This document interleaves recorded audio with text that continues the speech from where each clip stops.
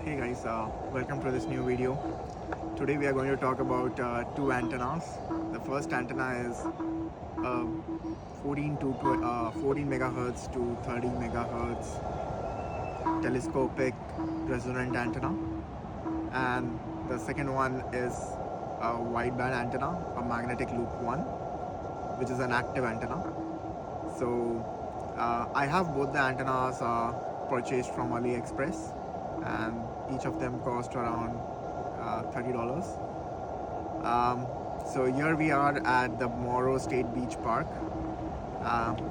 The other side we have the Morrow State Beach overlooking the beach actually, but we have kind of have our setup a bit inside, mainly because we were unable to install the antenna on the rock surface. So I got the antenna installed somewhere near the soil. So let me show you the first antenna first. So as you can see, this is the telescopic antenna which we have. This is a 5.6 meter antenna, which is around 18.3 feet, and is resonant for 14 megahertz to 30 megahertz, which is like 20 meter to 10 meter band.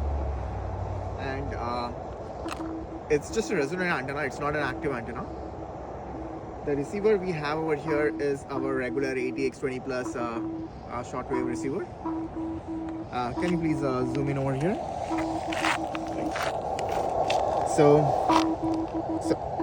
as you can hear, there is a CW Morse code audible on 14.055 megahertz. So it's pretty good reception actually. So let me show you on the adjacent bands as well. So even on the adjacent band, we're able to receive.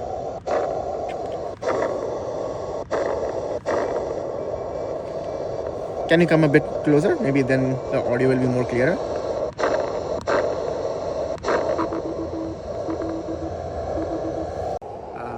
So we saw the telescopic antenna.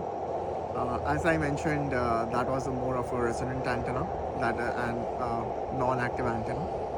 So by non-active I mean there's no amplifier element like an LNA or anything like that attached to the antenna before feeding it to the radio. But resonant in the sense that I can adjust its length within the limits so that it is resonant from 14 megahertz to 30 megahertz. So the longest the antenna stretches is around 5.6 meters. Now the second antenna which I have is an active antenna.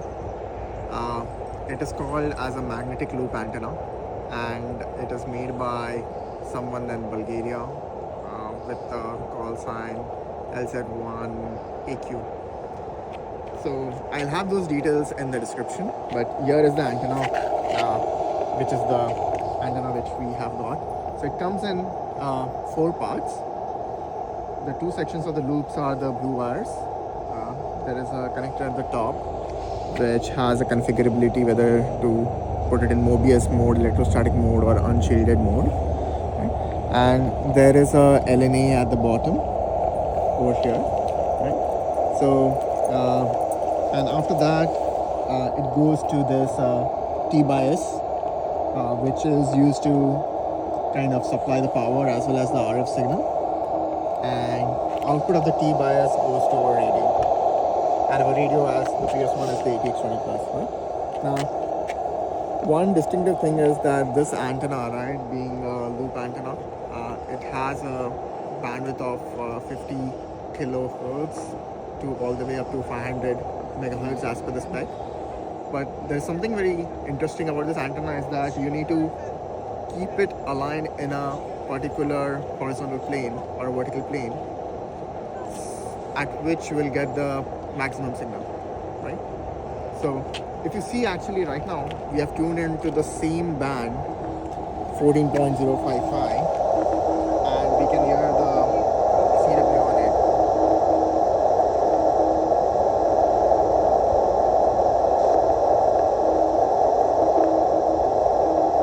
It is much more fainter than the resonant antenna, but it's audible.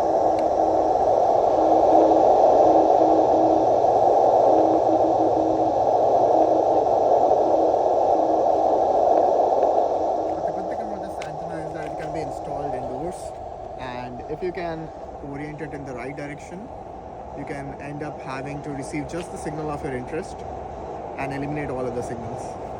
So it can work well in noisy environments.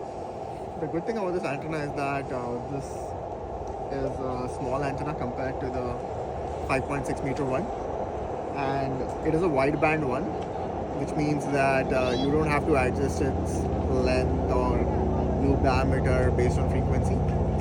It pretty much has a flat frequency response, and all the way from 50 kilohertz to 500 megahertz as per the spec.